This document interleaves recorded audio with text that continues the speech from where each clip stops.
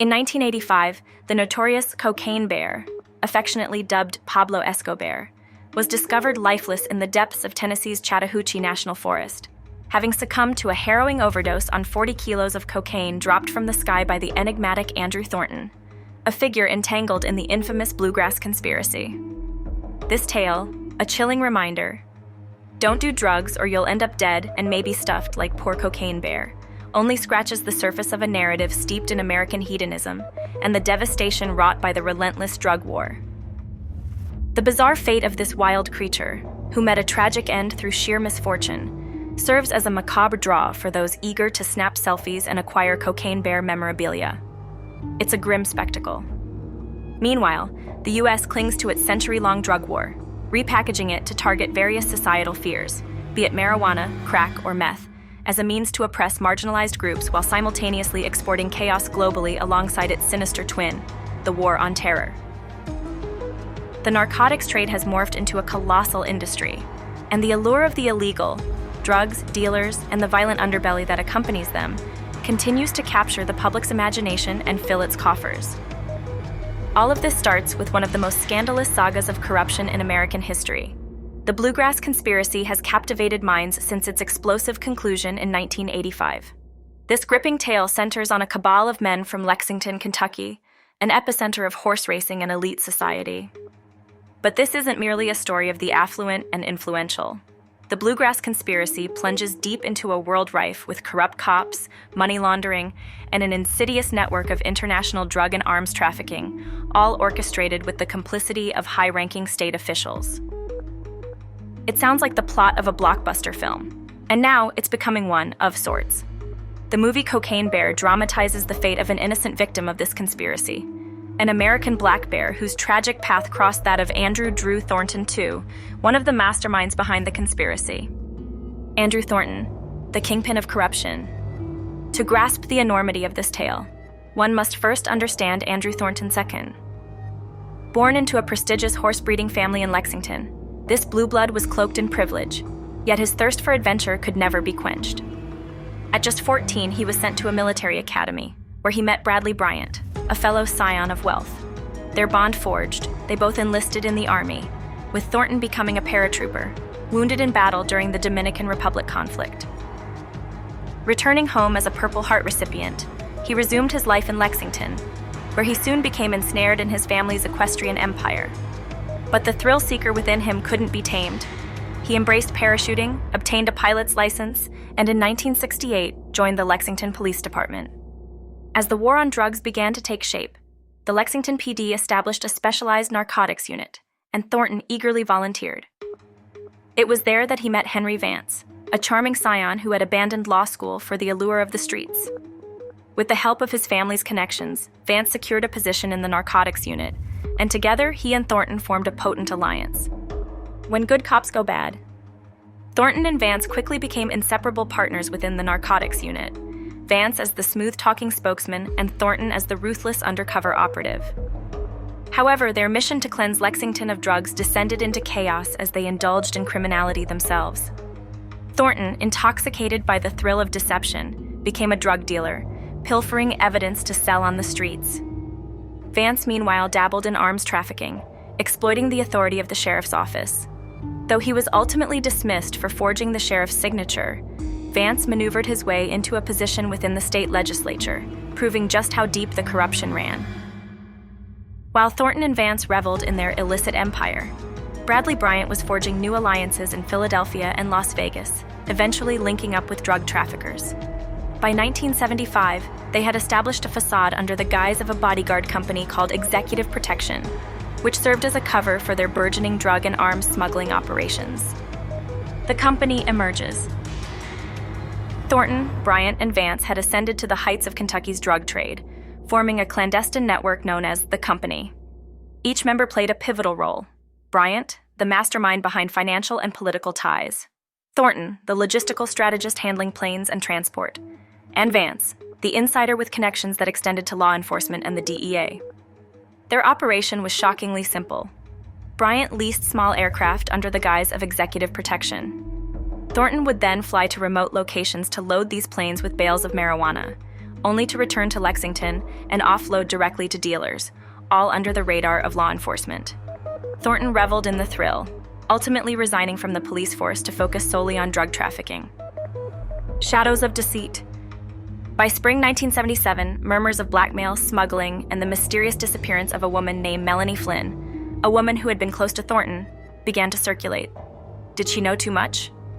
Despite the growing whispers, Bryant was undeterred. He yearned to collaborate with the notorious Chagra brothers, whose connections to the Colombian cartel promised lucrative returns. Though Thornton hesitated, wary of entangling their operation with the impending investigations surrounding the Chagras, he ultimately succumbed to Bryant's insistence. In 1978, they orchestrated a bold plan to retrieve 20,000 pounds of marijuana from Colombia. Yet ominous events unfolded as prosecutors involved with the Chagra case began to turn up unalived. Undeterred, the duo proceeded with their scheme. Thornton flew to Colombia, returning with a staggering 10 tons of marijuana, only to abandon the aircraft in Louisville. When authorities discovered the plane registered to Bryant, the DEA quickly closed in. The web tightens. As the Kentucky State Police grew frustrated with the stagnant DEA investigation, suspicions of collusion arose. To deflect blame from Thornton, an ally claimed he was an informant. Meanwhile, chaos erupted around the Chagra organization, culminating in the assassination of a key figure, leading Thornton to firmly cut ties. Yet Bryant was relentless, seeking to seize control of the Chagra empire. In January 1980, a routine police check led to the discovery of an arsenal linked to Bryant, resulting in his shocking arrest. Though he managed to evade conviction initially, his luck ran out when he attempted to sell marijuana to a DEA agent. With pressure mounting and associates turning against them, Thornton and Vance's fortress began to crumble. Vance, now embedded in the governor's office, orchestrated a sinister plot to eliminate a prosecutor. He recruited Bonnie Kelly, the wife of a fellow associate, to carry out the hit. The downfall. Just when they thought they had escaped scrutiny, Bonnie's capture sent shockwaves through the operation. As she spilled every secret, Vance was convicted and sentenced to 15 years in prison. Despite mounting evidence, many in power still sought leniency for him. Thornton, now a fugitive, evaded capture for 6 grueling months until he was apprehended during a routine maintenance stop in North Carolina. Serving only 5 months, he was undeterred, quickly rebuilding connections in South America. Then came the fateful day of September 9, 1985. Thornton boarded a plane bound for Monteria, Colombia, for what would be the most perilous mission of his life. Bill Leonard, his karate instructor turned bodyguard, would later reveal that Thornton had spun a web of lies about their destination, concealing the truth that they were, in fact, picking up 400 kilograms of cocaine. As the operation unraveled, they were forced to jettison hundreds of pounds of the illicit cargo to lighten the load. In a moment of grim determination, Thornton uttered a chilling command to Leonard: "Just do what I tell you, and I'll get you out." At approximately 8:30 a.m. on September 11, 1985, Fred Myers, an unsuspecting retiree, peered out of his window in Knoxville, Tennessee, only to be met with a harrowing sight: a body ensnared in a parachute. Thornton lay lifeless, his neck broken from a failed descent, adorned with a bulletproof vest, night vision goggles, and Gucci loafers. He carried $4,500 in cash, 2 pistols, 2 knives, ropes, food, and more than 70 pounds of cocaine. "I've never had a landing in my backyard before," Myers, then 85, remarked, his voice trembling. He was dead. Leonard managed to survive the chaotic leap and followed Thornton's orders to meet his girlfriend, evading any legal repercussions for his involvement. But the story took an even darker turn months later. In December 1985, a brief mention in the New York Times revealed that an American black bear in Georgia had succumbed to a cocaine overdose from Thornton's disastrous drug drop. Found in a very badly decomposed state within the Chattahoochee-Oconee National Forest, the bear was surrounded by plastic bags believed to have contained around 75 pounds of cocaine. "There's nothing left but bones and a big hide," lamented Gary Garner of the Georgia Bureau of Investigation. The state's chief medical examiner reported that the bear, likely aged 3 or 4, died within minutes from acute cocaine intoxication, suffering from catastrophic internal damage. "It ingested substantial quantities of cocaine," he stated, estimating that the bear consumed 2 to 4 grams, perhaps more. The fates of the bear and the man, now intertwined in infamy, would diverge dramatically. The Kentucky for Kentucky Fun Mall in Lexington even claimed to house a taxidermized bear known as Cocaine Bear, or Pablo Escobar, asserting it had once belonged to country music legend Waylon Jennings, though this was later debunked.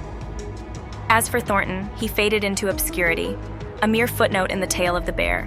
While some speculated he would have reveled in his notorious legacy, others, like Brian Layton, a U.S. attorney who had once prosecuted him, found satisfaction in his demise. "I'm glad his parachute didn't open," Layton remarked. "I hope he got a hell of a high out of that cocaine." The bear, initially subjected to forensic investigation, was preserved by a local taxidermist before being donated to a visitors center, where it faded into obscurity until its rediscovery as a mascot for a new business in 2015. "Meet our new mascot, Cocaine Bear," proclaimed a press release, drawing the curious to this grim relic of history.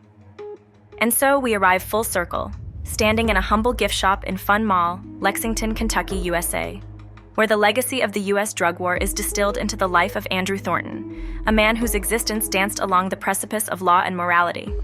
His story, rich with potential for critique and outrage, has been obscured, reduced to a mere symbol, commodified into a dizzying array of merchandise: hats, socks, and yes, even snow globes.